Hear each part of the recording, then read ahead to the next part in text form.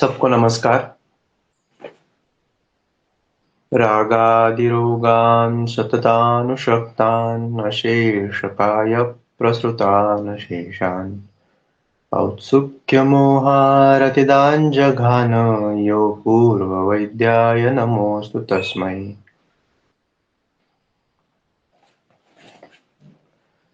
संहितोक्त नाड़ी परीक्षा पारायण।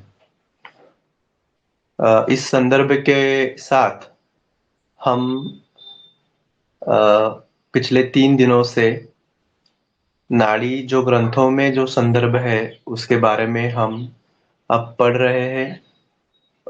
उसके संदर्भ में कुछ और जानकारी इकट्ठा कर रहे हैं, अपना अपना ज्ञान बढ़ा रहे हैं।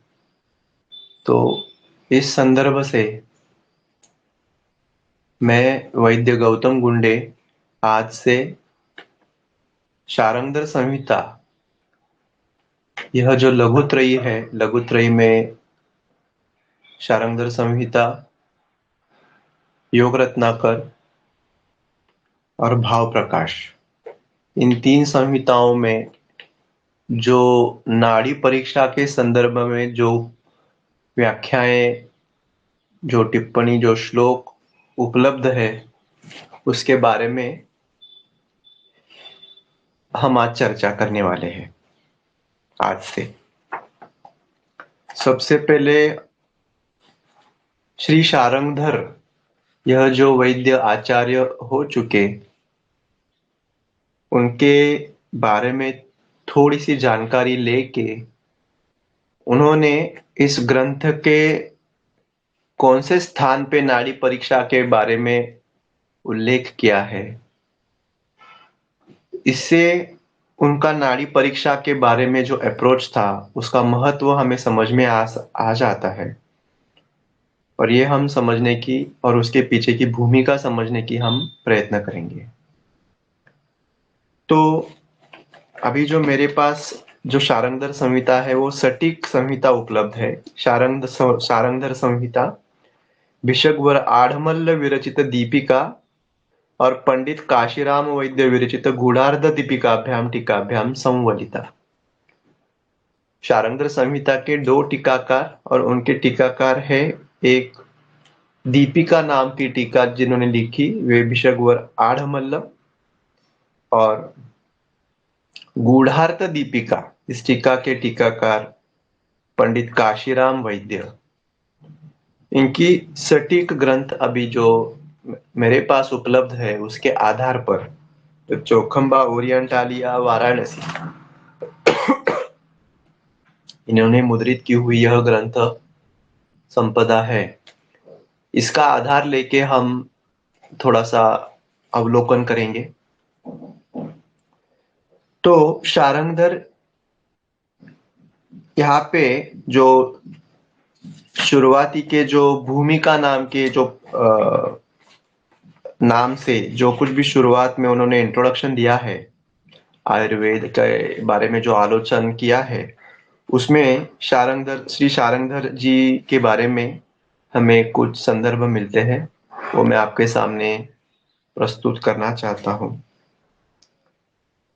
तो शाकंभरी देश में रहने वाले ये वैद्य थे। तो ये शाकंभर देश कहाँ है? अंबालय मंडले कुरुक्षेत्र प्रांते उत्तर दिशि विद्यते सांप्रतम। सो कुरुक्षेत्र, यह जो क्षेत्र है जो भारत के उत्तर दिशा की ओर स्थित, जो एक उसका एग्जैक्टली ज्योग्राफिकल एरिया अभी मैं बताने में असमर्थ हूँ, लेकिन जो ग्रंथों में जो बताया गया है, क्योंकि अभी काफी नाम बदल रहे हैं, फिर से नाम, पुराने नामों में गांव के नाम बदलते जा रहे हैं। जैसे पेशावर नाम का जो एक देश, जो प्रांत हमें अभी पता है, उसका पहला पुराना नाम था पुरुषपुरहा। पुरुषपुरहा हो गया पेशावर। तो ऐसे कुछ नाम जो बदलते गए, उसका अभ्यास होना और ज्यादा जरूरी है, जाकि ताकि हम उस क्षेत्र में जाके उन आचार्यों के निवास स्थान या उनके जो कुछ भी मंदिर स्थापित किए गए होंगे, वहां पे हम जाके शायद इस जन्म में हम दर्शन ले पाए। ये जरूरी है क्योंकि हम जिस संहिताकार या जो संहिता हम पढ़ रहे हैं, उनका काल क्या था, वो देश क्या था, वो कौन से देश से उन्हें अभ्यास किया, व्यवहार किया, व्यवसाय किया, किस किस परिस्थिति में उन्होंने जो ज्ञान संपादन किया और जो ज्ञान हमें प्रसारित किया, वो परिस्थिति कैसी थी, वो कालखंड कैसा था, इसका ज्ञान होना अ, आवश्यक है, जरूरी है। क्योंकि उस काल, उस देश, उस परिस्थिति, उन सब की एक छाप उनके लेखन शैली में, उनके संदर्भ अभिव्यक्ति में और उनके अभ्यास की पद्धति में झलकती है। उस काल के वैद्यों के ऊपर कौन से शासन का परिणाम था, वो शासन का उस शासन काल में कौन सी चीजें उपलब्ध थी, निदान के स्तर पे, चिकित्सा स्तर पे, के स्तर पे, औषधियों के स्तर पे, उनका ही प्रयोग उस ग्रंथों में हमें झलकता है, दिखाई देता है। और ये हर एक ग्रंथ में अलग अलग हमें देखने को मिलता है। कारण यही है मेरे हिसाब से कि देश, काल, परिस्थिति, शासन, इन सब का प्रभाव एक वैद्य के अभ्यास पे, रुग्णों के उपचार के पद्धति पे पड़ता है। आज के इस युग में हम अगर अपना अभ्यास हम देखें तो हमें समझ में आता है कि एलोपैथी का ओरिएंटेशन हमारे नॉलेज में, हमारे अभ्यास में, हमारे चिकित्सा के व्यवहार में उसका पगड़ा थोड़ा ज्यादा है। और इसके बहाव में सारे छोटे बड़े वैद्य बह रहे हैं। और ये गलत भी नहीं है मेरे हिसाब से।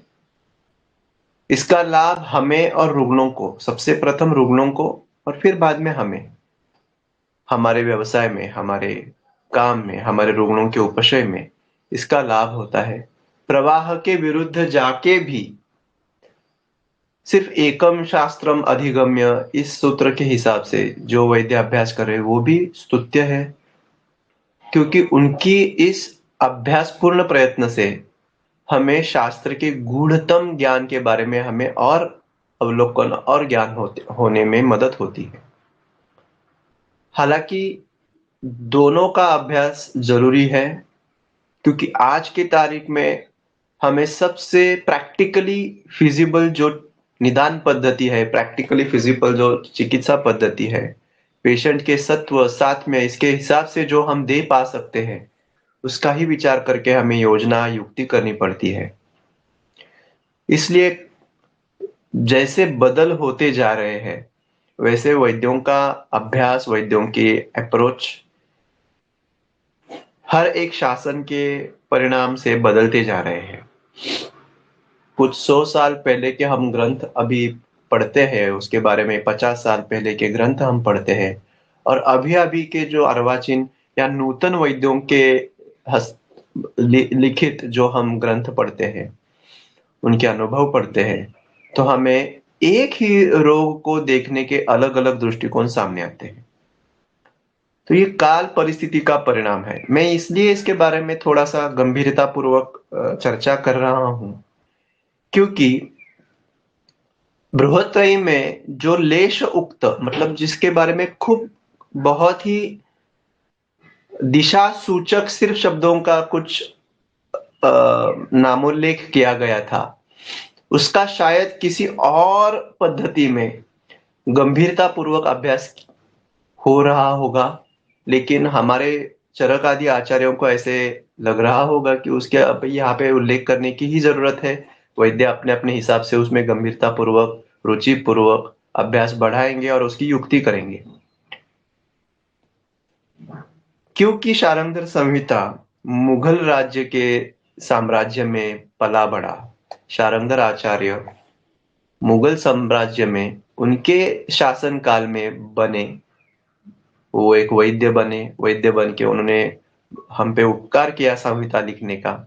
और उसमें भी सिर्फ इसको बोलते हैं हम यौगिक ग्रंथ, मतलब जो जो बीमारी के अनुसार जो जो कल्प आस वरिष्ठ भैषज्य कल्पनाएं थी उनका संकलन करके उन्होंने, इतना ही नहीं, उस काल में जो कुछ भी संक्रामक रोग थे उसके बारे में भी उल्लेख करके कुछ नए नए संक्रामक रोगों की संख्या संप्राप्ति बता के, हालांकि उतना उसका उतना कुछ प्रयोजन नहीं है, सिर्फ संख्या बताने से क्या होगा, उसके बारे में आगे कुछ अभ्यास भी उन्होंने जताना बताना जरूरी था।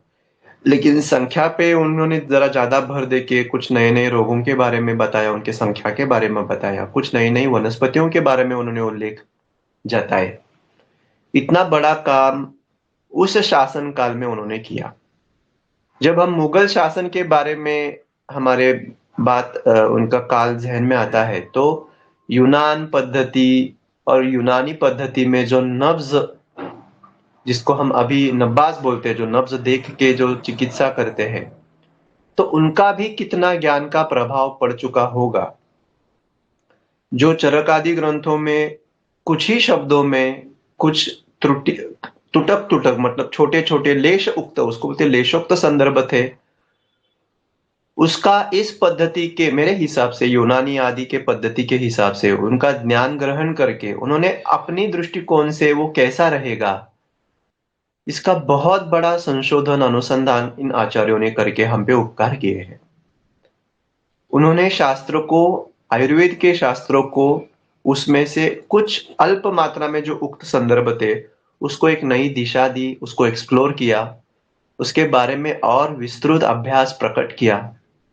और वो विस्तृत कितना है, इस संहिता में नाड़ी संदर्भ, नाड़ी के बारे में 9 संदर्भ, 9 श्लोक है, सिर्फ 10 श्लोक उसका शुरुआत करके उसके बारे में जो नाड़ी परीक्षा, तो ये 10 श्लोक नए देने, यह काफी बड़ी उपलब्धि श्री शारंगधर आचार्य की रही है। तो उनके इस महत्वपूर्ण काम का, उनके इस महत्वपूर्ण योगदान का नमन करके, उनको धन्यवाद बोल के, हम आज उन श्लोकों के बारे में सबसे पहले पढ़ेंगे। और पढ़ने के बाद हम एक एक श्लोक के बारे में हम उसका थोड़ा थोड़ा विवेचन करेंगे।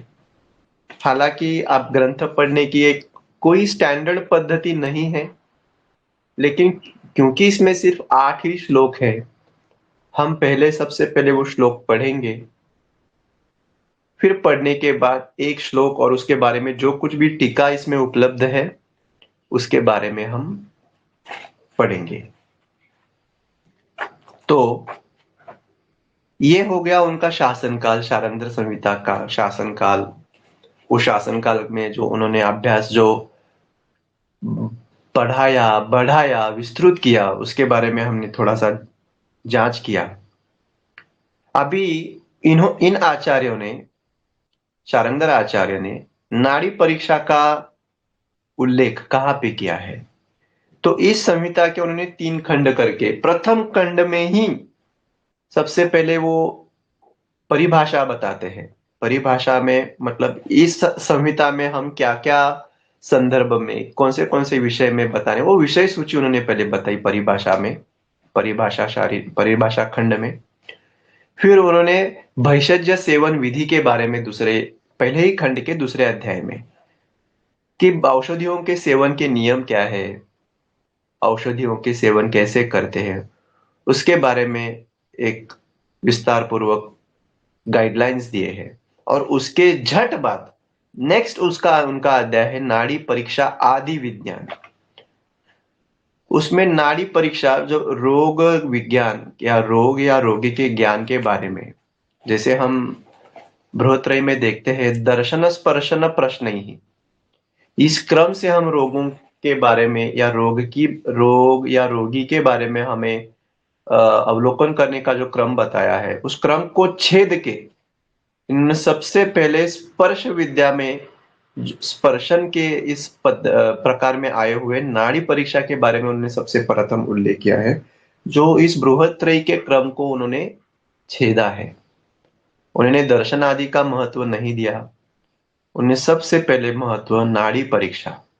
शायद इसी कालखंड का प्रभाव रहेगा, इस मुगल साम्राज्य के कालखंड का प्रभाव रहेगा, जिसका आज भी हमें अनुभव आता है, आपको भी आता होगा, कि रुग्ण सबसे पहले वैद्य, किसी भी चिकित्सा विचारधारा के वैद्य के पास जब जाते हैं तो अपनी नब्ज सामने कर लेते हैं, वो अपना हाथ सामने करते हैं, और हाथ सामने करने के बाद वो वैद्य से अपेक्षा करते हैं कि वो उनकी नाड़ी देखे, निदान करे और कुछ बताए। ऐसा एक मत जब मैं इस ग्रंथ की भूमिका पढ़ रहा था, तो ये भूमिका के बारे में पढ़ने के वक्त मेरे मन में भी ये विचार जो आए वो मैंने आपके सामने रखे हैं। चरक आदि के काल में नाड़ी परीक्षा का महत्व होता होगा, लेकिन उसके बारे में लिखित स्वरूप में कुछ ज्यादा नहीं है। लेकिन स्पर्श का, दर्शन के बाद स्पर्श का महत्व अनन्य साधारण है, ये हमारे आचार्य जानते थे। तो स्पर्श विविध अंग उपांगों के ऊपर विविध पद्धति से, विविध हेतुओं से, विविध दृष्टिकोणों से देखने के बारे में हमें ग्रंथों में, ग्रंथांतर में विविध विविध हमें उदाहरण भी मिलते हैं। जैसे हमें अगर जलोदर में स्पर्श कैसे करना है, तो आकोटन करना है उसको। यहाँ पे नाद परीक्षा जो अभी महाराष्ट्र में जो प्रसिद्ध हुई है, तो उसका आकोटन करके हमें देखना है। जल पूर्ण है, वायु पूर्ण है, पिच्छा अवस्था में है, वो हमें आकोटन किए बिना समझ में नहीं आती। कुछ व्रण है तो व्रण के ऊपर वो खरता है, परुषता है, रुक्षता है, पिच्छिलता है, वो हमें स्पर्श, हालांकि कुछ गुण हमें देख के भी समझ में आते हैं, लेकिन किन किन व्रणों के बारे में, भग्न के बारे में, व्रण वस्तु के बारे में, केश के बारे में, पुरुष, नेत्र, इनके बारे में कुछ गुण हमें दृष्टि से समझ में आते हैं, कुछ गुण हमें स्पर्श करने से ही समझ में आता है। जब इंद्रियों के विषय इंद्रियों को छूते हैं, तो कौन से भी इंद्रियों को जो इंद्रिय विषय छूते हैं, तो उसको स्पर्श, यह वायु का जो गुण है, वो जब तक नहीं साध्य होता, तब तक विषय का ग्रहण आत्मा की तरफ नहीं होता। तो स्पर्श से हम जनरली पांचों इंद्रियों का, इंद्रिय विषयों से जो स्पर्श हम समझते हैं, लेकिन स्पेसिफिकली हमें यहाँ पे स्पर्शनेन्द्रिय से जो कुछ भी हमें विषय अवलोकन होता है, उसको ही हमें यहाँ पे स्पर्श विज्ञान के अंदर या स्पर्श परीक्षा के अंदर, दर्शन स्पर्शन प्रश्न ही, इसमें स्पर्श के अंदर ही हमें उसका समावेश करना चाहिए। हर इंद्रियों का ये उपलक्षण स्पर्शन, ये पांचों इंद्रियों का उपलक्षण मात्र ही बताया होगा, ऐसा भी मत हो सकता है। मतलब पांचों इंद्रियों से जो कुछ भी आप ज्ञान ले सकते हो, उसका उपलक्षण के मात्र में उन्होंने सिर्फ स्पर्शनेन्द्रिय के बारे में उन्होंने स्पेसिफाई किया होगा, ऐसा भी हो सकता है। लेकिन लोक व्यवहार में हम देखते हैं कि जब भी हम, मतलब वैद्य, रुग्णों को अच्छी भावना से, कल्याण की भावना से,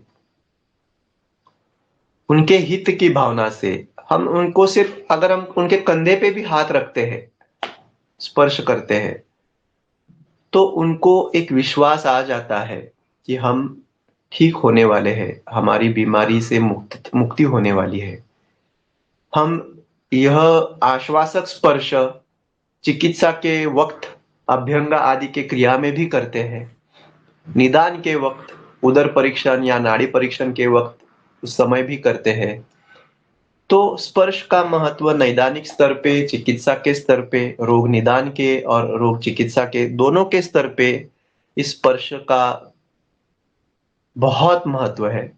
ये आप जैसे, हम जैसे सब वैद्यों को हर दिन अनुभव आता है। ये मैं अकेले का नहीं है, हम सब का अनुभव है। तो इसी स्पर्श को आचार्य शारंगधर ने सबसे पहले महत्व दिया है, ना कि दर्शन को महत्व दिया। उसके बारे में नाड़ी के स्पर्श विज्ञान के उन्होंने जस्ट उसके बाद उन्होंने स्वप्न दर्शन के बारे में उन्होंने रोग निदान के संदर्भ में कुछ टिप्पणियां दी है और कुछ गाइडलाइंस दिए हैं। तो हम समझ सकते हैं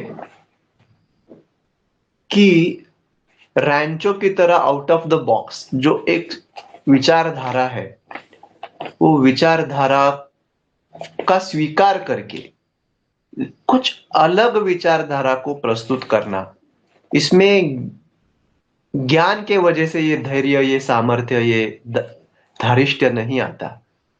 एक ज्ञानवान व्यक्ति ही जो अनुभव से ज्ञानी हो जाता है, वही व्यक्ति, वही इस रूढ़ी का शायद स्वीकार करके, शायद अस्वीकार करके, एक अलग पद्धति, एक अलग, हमारे मराठी में बोलते हैं वही वाट, एक अलग पद्धति की शुरुआत करने में समर्थ होते हैं।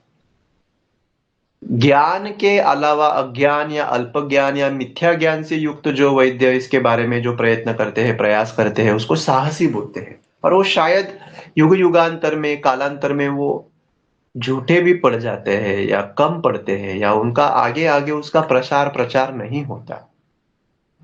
जिस महत्व से चरक संहिता, सुश्रुत संहिता, वाग्भट, इन बृहत्त्रयी का जिस परम आदर पूर्वक इन ग्रंथों का अभ्यास, अध्ययन, अवलोकन होता है, उसी आदर पूर्वक, उसी ज्ञान, उसी आदर पूर्वक इन लघुत्रयों का भी इतने काल के बाद अभ्यास होता है, अध्ययन होता है, अध्यापन होता है, अवलोकन होता है, व्यवहार में लाया जाता है।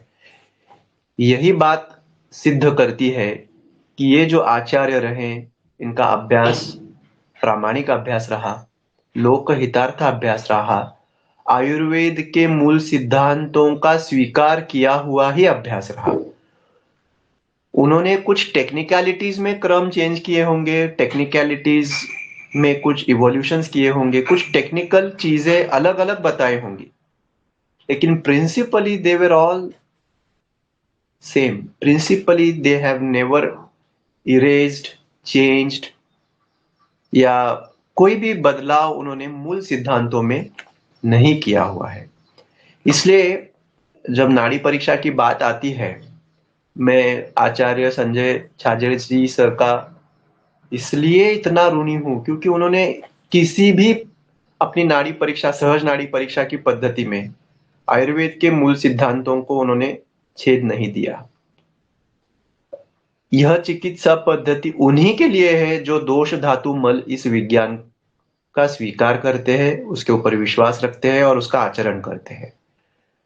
जो दोष धातु मल विज्ञान का स्वीकार नहीं करते, उसका आदर नहीं करते, उसका आचरण नहीं करते, उनके लिए नाड़ी परीक्षा, जो आयुर्वेदोक्त नाड़ी परीक्षा है, या जो आयुर्वेद के हिसाब से हमें दिशा दिखाने वाली जो परीक्षा विधि है, वो शायद नहीं है। और जो हम व्यवहार में देखते हैं, मुझे ऐसे बोलने का उनको कोई अधिकार नहीं है कि वह भिषक छद्मचर है या कोई भी है, लेकिन जैसे हमने कल अमित पाल सर जी को सुना, यह एक कला है। नाड़ी परीक्षा की ये जो एक स्किल है, एक टेक्निकल स्किल है। जैसे लैब टेक्नीशियन या एक्सरे टेक्नीशियंस रहते हैं, उनको एक बार एक्सरे कैसे निकालना है, मशीन का एंगल कैसे एडजस्ट करना है, कौन से जॉइंट के हिसाब से क्या क्या कैलिब्रेशंस करने हैं, एक बार उनको टेक्निकल एजुकेशन दिया गया तो वो शरीर के किसी भी हिस्से का एक्सरे निकाल सकते हैं। लेकिन उसका फाइनल एनालिसिस करने का उनको अधिकार नहीं है, हालांकि वो अनुभव से वो एनालिसिस कर भी लेते हैं। हम देखते हैं, कोई भी अगर हमारे घर का आदमी एक्सरे हम उनका निकालने जाते हैं, या कोई भी टेक्निकल सोनोग्राफी रहेगी, एमआरआई रहेगा, हम सबसे पहला सवाल उस टेक्नीशियन को ही पूछते हैं, क्या रे आपको कुछ अलग दिखा क्या, आपको क्या लगता है, क्या बीमारी है क्या। और जो दृष्टकर्मा टेक्नीशियन रहेगा, जो बार बार देखा हजारों लाखों एक्सरे फिल्म, सोनोग्राफी फिल्म्स, या कोई भी टेक्निकल फिल्म्स देखा हुआ दृष्टकर्मा, जो कोई भी परिचारक भी रहे, तो भी उसके ज्ञान में उसका कुछ तो डेटा आता है, और वो ज्ञान के हिसाब से वो आप उसके ओपिनियंस देने में समर्थ हो जाता है। तो यही एक युद्ध, यही एक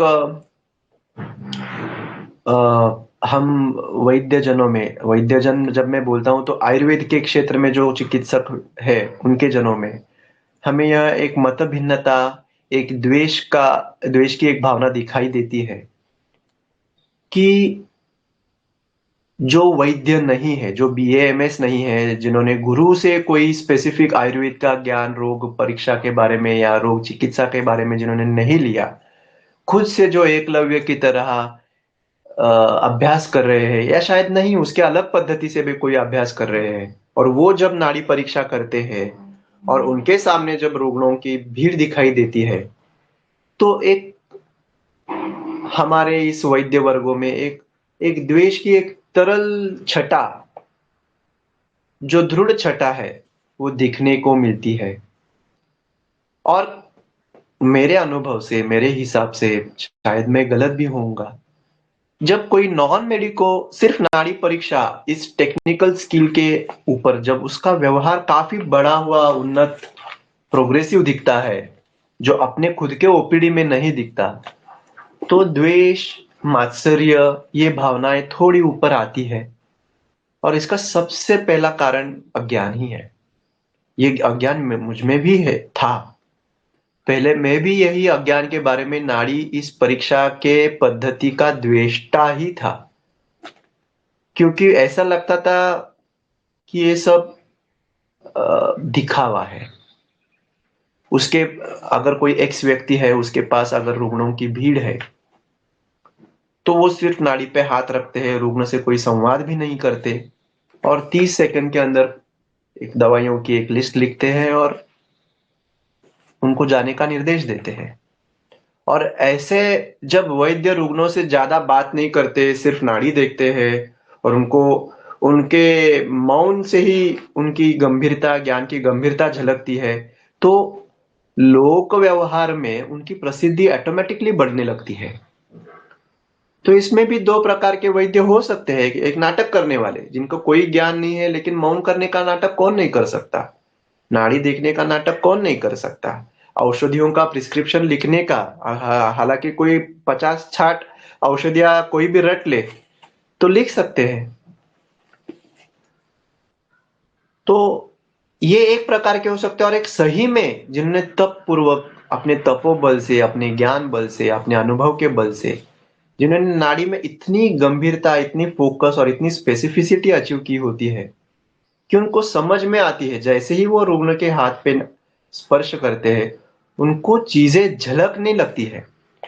अभी जैसे मैं नाड़ी के अभ्यास में आगे आगे बढ़ रहा हूँ, आप जैसे वैद्य भी जैसे अपने नाड़ी के अभ्यास में आगे आगे बढ़ रहे हैं, आपको भी कुछ कुछ चीजें एकदम से झलक में आती है। इसका कोई रीजनिंग समझ में काफी बार नहीं आता। तब नहीं आता क्योंकि आपने पूर्व अनुभव से वैद्यों के सूचनाएं सुन सुन के, किन किन वैद्यों को देख देख के आपके जहन में, आपके कॉन्शियस माइंड में वो चीजें उतर गई होती है। शायद वही आपका, वो आपके पर्सपेक्टिव्स को क्लियर करती रहेंगी, लेकिन आपका भी यह अनुभव होता होगा कि कुछ तो अलग हमें समझ में आया, और उस हिसाब से आपने वो दवाइयों की युक्ति की और रुग्णों को लाभ मिला।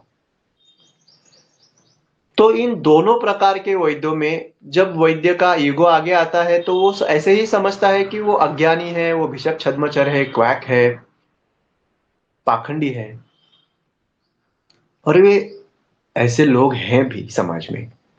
लेकिन उन सब का अस्वीकार करके जो अनुभव वृद्ध वैद्य है, ज्ञान वृद्ध वैद्य है, जो कुछ एक संप्रदाय से अभ्यास या ज्ञान ग्रहण करके अभ्यास कर रहे हैं, लेकिन वो सिखा नहीं पा रहे हैं, उनका भी स्वीकार करके, हमें हमें उनके प्रति भी आदर रख के, अगर शक्य हो तो हमें उनसे ज्ञान लेके अपने अपने ज्ञान की सीमाओं को बढ़ा के हमें शायद आगे बढ़ना चाहिए। शायद मैं भी यही प्रयास कर रहा हूँ, शायद आप भी यही प्रयास कर रहे हैं।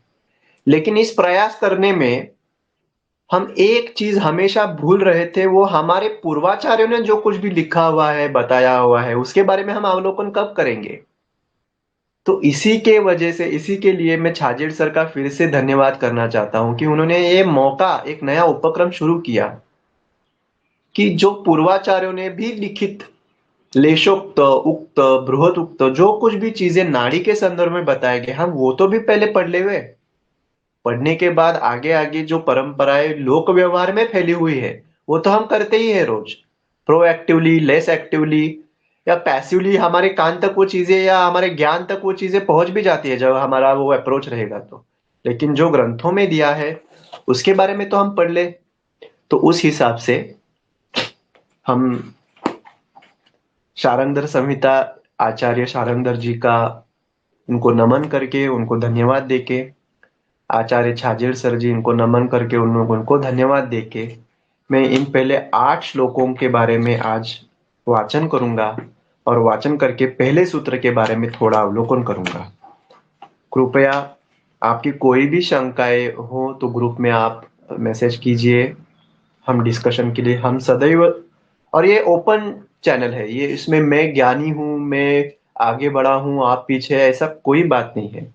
हम एक दूजे के लिए है, और जब हम एक दूजे के लिए हो जाएंगे तो ही शायद हम समाज में कुछ बदल लाने में समर्थ हो पाएंगे।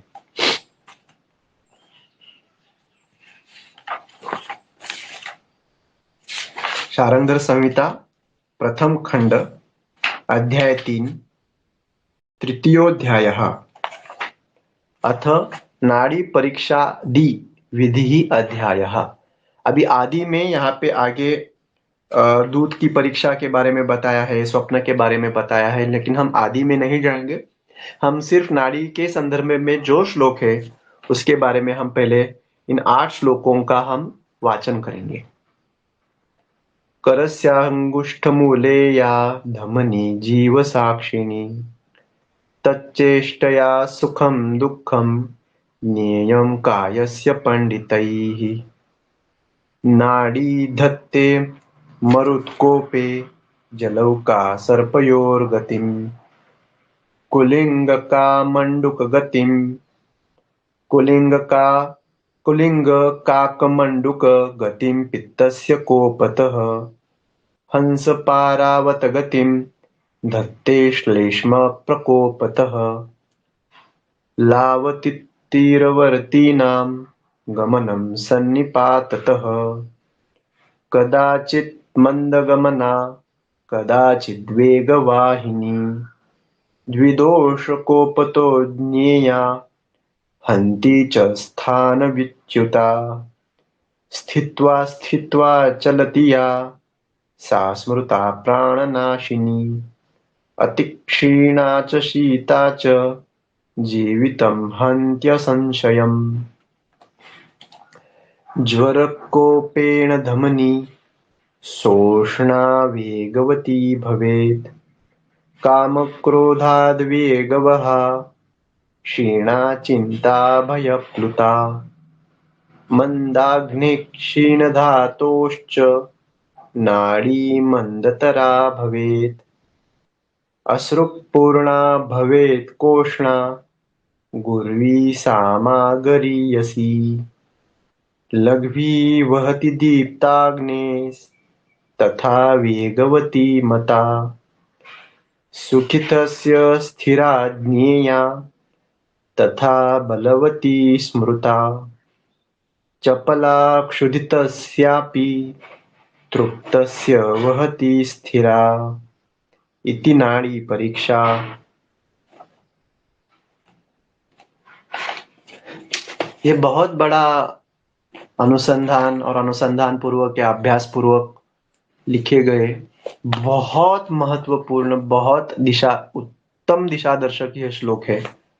हालांकि इसके बारे में आचार्य रावण रहेंगे या बहुत सारे वैद्य, इन्होंने बहुत आगे और अपना संशोधन लेके गए हैं विविध व्याधियों में, विविध अवस्थाओं में, विविध प्राकृत और वैकृतिक घटनाओं में नाड़ी कैसी लगती है, उसके बारे में काफी रिसर्च, अभ्यास और प्रकाशन हो गए हैं।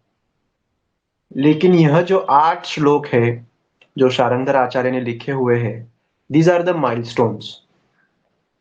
जो प्रयास किसी ने भी पहले नहीं किया था, लिखने का धाड़स नहीं किया था, वो इन्होंने करके एक नया प्रोटोकॉल सेट किया, एक ट्रेंड सेट किया।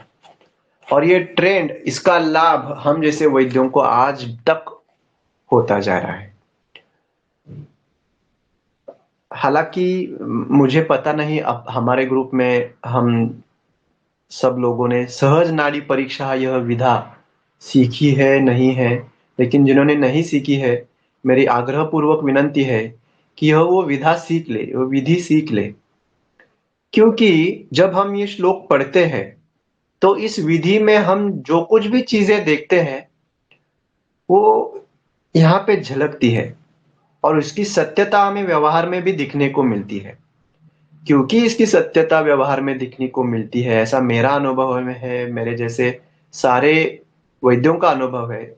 मैं एक विनंती करना चाहता हूँ, जिन जिन्होंने सहज नाड़ी परीक्षा का ज्ञान नहीं लिया, उन्होंने ये ज्ञान लेना चाहिए, ताकि संहिता हमें और अच्छे से समझे।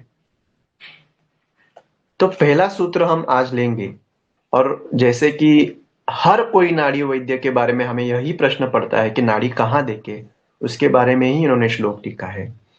करस्य अंगुष्ठ मूले या धमनी जीव साक्षिणी।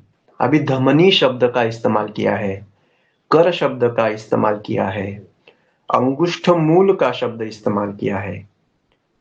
तो ये कुछ एनाटॉमिकल रचनाओं के बारे में बताते हैं, और आगे दूसरे पद में वो कुछ फिजियोलॉजिकल एक्टिविटीज के बारे में या उसके कुछ मॉर्फोलॉजिकल एक्सप्रेशंस के बारे में बता है। तच्चेष्टया, इस धमनी की चेष्टा, इसकी जो कुछ भी हमें नजाकतें, उसकी जो कोई भी हालचाल या उसकी जो कोई भी चलन, उसकी गति, उसकी जो कुछ भी उसका फूलना या फैलना, जो कुछ भी उसकी एक मॉर्फोलॉजिकल एक्सप्रेशन है, उसके बारे में हमें क्या समझ में आता है, उसकी चेष्टाओं से सुख और दुख का ज्ञान होता है। सुख का मतलब स्वस्थ स्थिति, दुख का मतलब व्याधित स्थिति। और ये ज्ञान किसे होता है? कायस्य पंडितैहि, जो काय चिकित्सक है उसी को ज्ञान होता है। तो ये उन्होंने अधिकार काय चिकित्सक को दिया हुआ है, ना कि कोई किसी अन्य चिकित्सक को। ऐसा जो अग्नि को साक्ष्य रख के, जाठर अग्नि या पांचभौतिक अग्नि या धातु अग्नि, अग्नि को प्रधान विचारधारा रख के जो चिकित्सा करते हैं वो काय चिकित्सा या काय चिकित्सक कहलाते हैं। तो काय चिकित्सक का नाड़ी पे होल्ड होना बहुत जरूरी है, क्योंकि अग्नि अच्छी रहेगी तो दोष अच्छे हो जाएंगे, और अगर दोष अच्छे हो जाएंगे तो दोषों की वजह से जो कुछ भी आगे धातुओं का, मलों का पोषण रहेगा वो भी अच्छा होगा। और अगर दोष अच्छे नहीं रहे तो वो आगे के धातुओं का, मलों का, उनकी हानि ही करेंगे। विकृता विकृता देहं घ्नन्ति ते वर्धयन्ति च। अगर दोष विकृत रहेंगे तो शरीर का वर्धन करेंगे, अविकृत या विकृत हो जाएंगे तो शरीर का नाश करेंगे, अविकृत रहेंगे तो शरीर का पोषण ही करेंगे, वर्धन करेंगे, आयु और बल का मूल कारण रहेंगे। लेकिन दोषों की स्थिति किसके ऊपर अवलंबन है? तो वो अग्नि के ही ऊपर अवलंबन है। तो जिस वैद्य को काय चिकित्सा के बारे में या अग्नि और अग्नि संस्था और उसके संदर्भ जो कोई भी तत्व, सत्व, सिद्धांत, अभ्यास मतलब ग्रंथों के आधार पे जिसे ज्ञान नहीं और व्यवहार के स्तर पे जिसे ज्ञान नहीं, उनके लिए शायद यह जो आगे के 8 श्लोक है उनके लिए वह सूत्र नहीं। लेकिन जिन्हें काय चिकित्सा के बारे में ज्ञान है, जो अग्नि को साक्ष्य रख के चिकित्सा करते हैं, अग्नि की मंद, तीक्ष्ण, विषम, सम, दीप्त, शांत, इन अवस्थाओं का ज्ञान लेके जो चिकित्सा करते हैं, उनके लिए ही शायद नाड़ी परीक्षा की यह विद्या उपयुक्त है, ऐसा सूचित करना चाहते होंगे।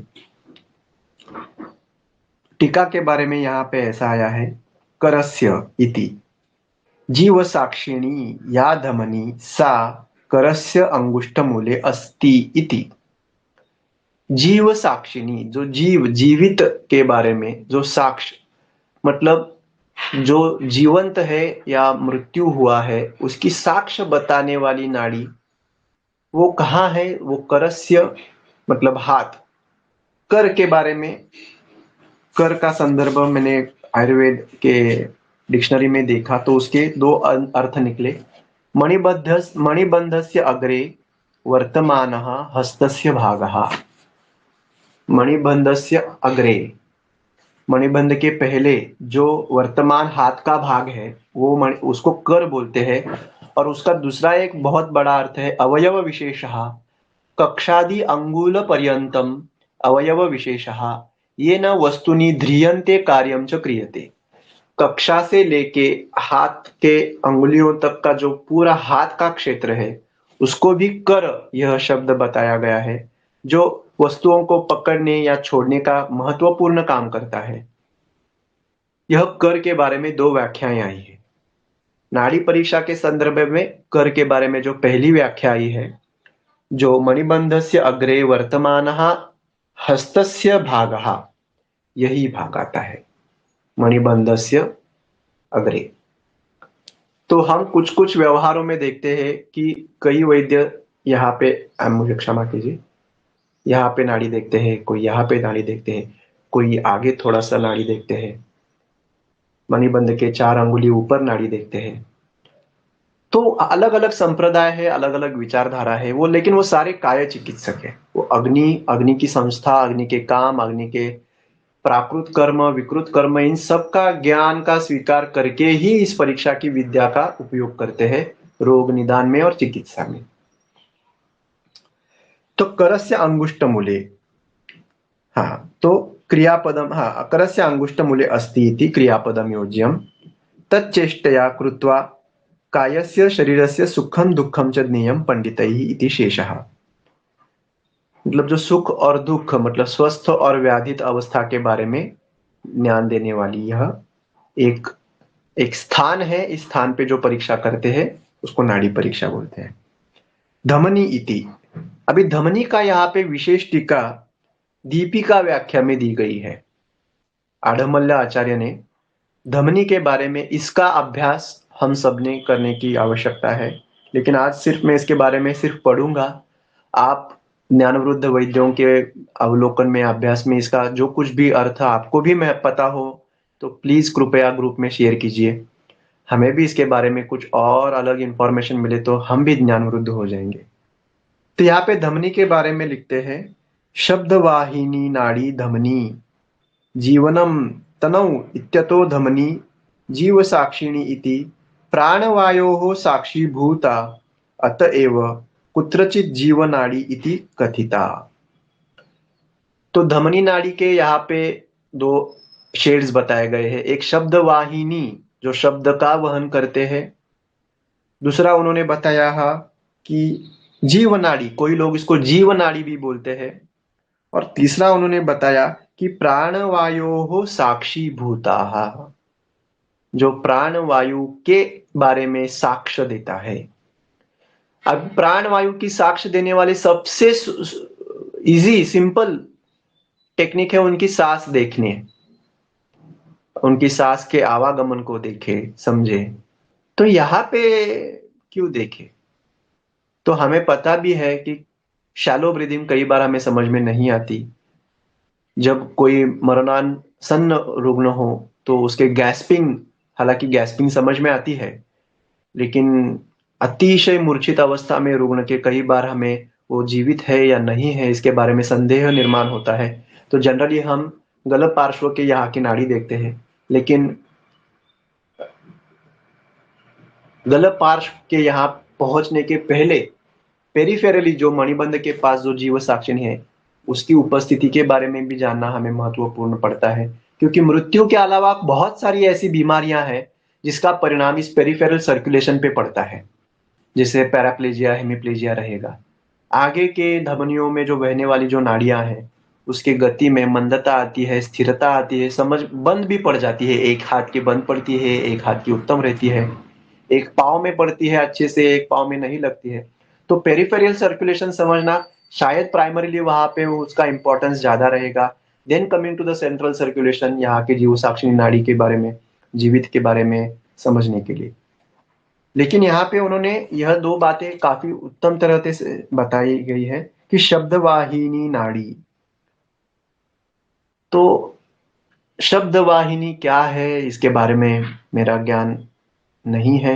अगर आप वैद्यों को इसके बारे में कुछ और समझ में हो, अवलोकन उसका आपको कुछ हो गया हो, तो कृपया शेयर कीजिए। तथा ही प्रदर्शयेत् दोष निज स्वरूपम व्यस्तम समस्तम युगलीकृतश्च मूकस्य मुग्धस्य विमोहितस्य दीपः पदार्थानिव जीवनाडी। तो ये किसका प्रदर्शन करती है? प्रदर्शन, प्रकृष्ट दर्शन। प्रदर्शन इज नॉट लाइमलाइट में लाना। उसका बोध क्यों करते हैं हम नाड़ी का, और किन में करते हैं? मूक। अगर किसी को बात करना ही नहीं आता, मूक रुग्ण है, तो हम नाड़ी परीक्षा से अंदर के शरीर के दोषों की स्थिति, उसकी परिभाषा हम समझ सकते हैं। मुग्धस्य, जिसको मूर्छित हो गया है, जो मूर्छा की वजह से कुछ बोल नहीं पा सकता है, तो उसको हम नाड़ी परीक्षा के द्वारा उसके शरीर की अंदर की भाषा को हम समझ सकते हैं।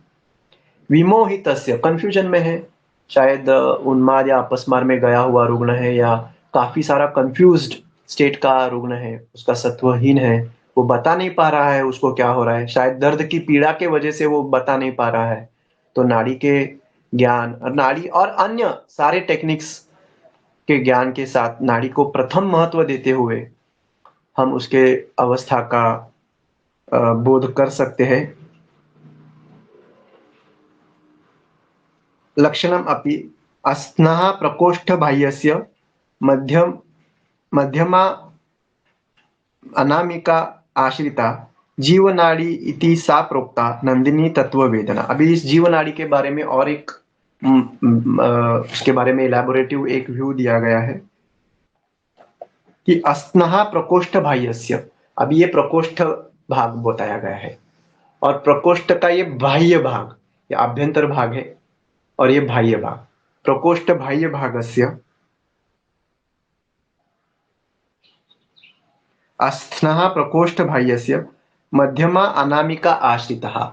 अभी मध्यमा और ये अनामिका, इसके आश्रित जो बाह्य बाजू में अस्थि, इस प्रकोष्ठ अस्थि के बाह्य बाजू में मध्यमा और अनामिका, इसके लाइन में जो इस दिशा में शायद हमें नाड़ी का ज्ञान होता होगा, जो जो स्थान का सरफेस मार्किंग के बारे में शायद ये बता रहे हैं।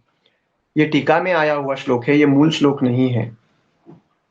अस्नः प्रकोष्ठ बाह्यस्य मध्यमा अनामिका आश्रिता जीवनाड़ी इति सा प्रोक्ता नंदिता तत्व वेदना।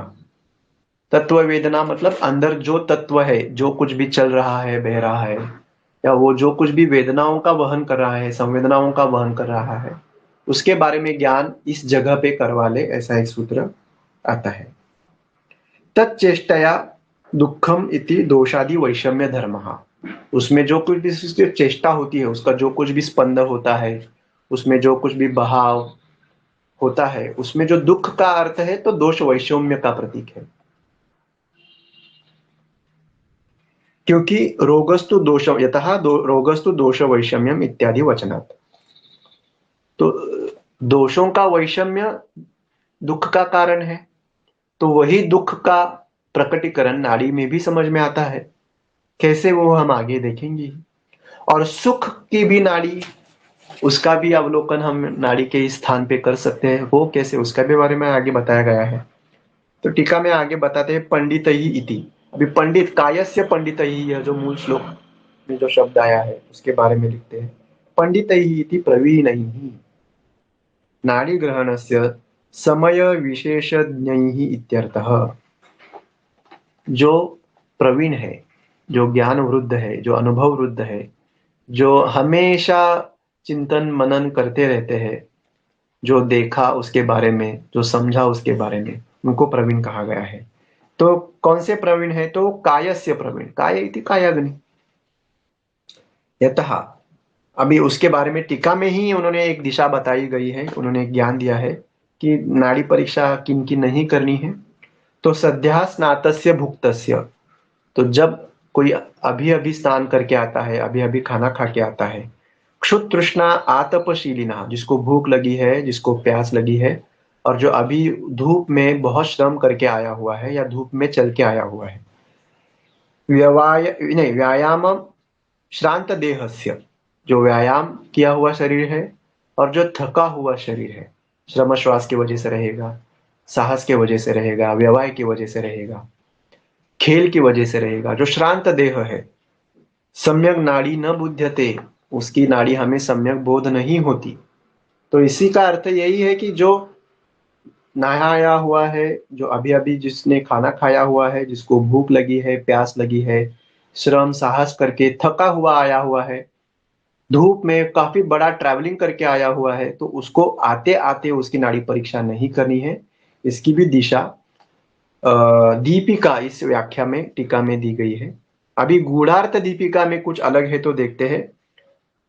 उसमें कुछ अलग दिया गया नहीं है। करस्य अंगुष्ठ मूले या धमनी सा जीव साक्षिणी, जीवो अस्ति नो वा इति बोधनी ज्ञेय। यहाँ पे जीवन की चर्या चालू है या नहीं है, रुग्ण जीवित है या मरा हुआ है, इतना ही स्थूल ज्ञान हमें देने की जो जगह है वो यहाँ पे है जीव साक्षी नाड़ी। अगर नाड़ी बह रही है तो रुग्ण जीवित है, उसमें से कोई भी बहाव, कोई भी दमापन, कोई भी एक्सप्रेशन नहीं लग रहा है तो मृत्युमुखी है, तो जीव नहीं है, आत्मा नहीं है।